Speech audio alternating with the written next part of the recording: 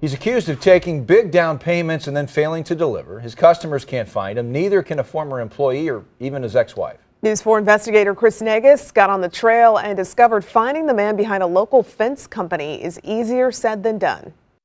See my puppy here, he can't use his yard. Constance Smith Burns needs a new fence in her South St. Louis backyard as soon as possible. My fence has gotten much worse.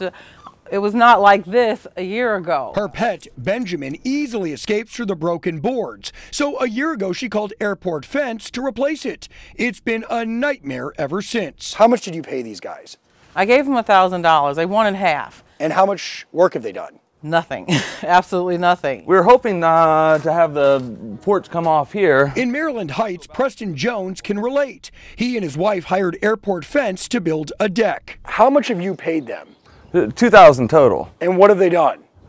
Zero. They never came back. Both customers say they dealt with Dan Cahill, but Jones says he also dealt with another employee. Who did you guys give the money to?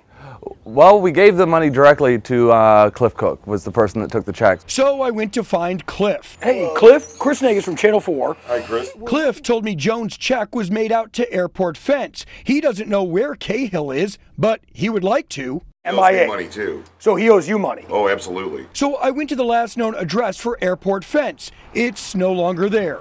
But court records indicate the company was sued for $3,000 by the landlord. So I went to Cahill's last known address and met his ex-wife. I keep telling him to change his address, but he won't do it. She told me she can't even find Cahill. Do you think he's still in town? I have no idea, to tell you the truth.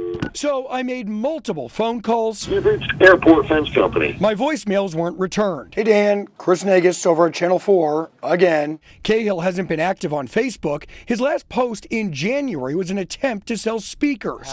Jones got tired of waiting around. He sued and won a $2,000 judgment. But that's been a big waste of time. You know, we've both taken days off work to go to small claims court, and he doesn't show up. Smith Burns thought about filing litigation, but worries it will lead to nowhere, just like all the attempts to find Cahill.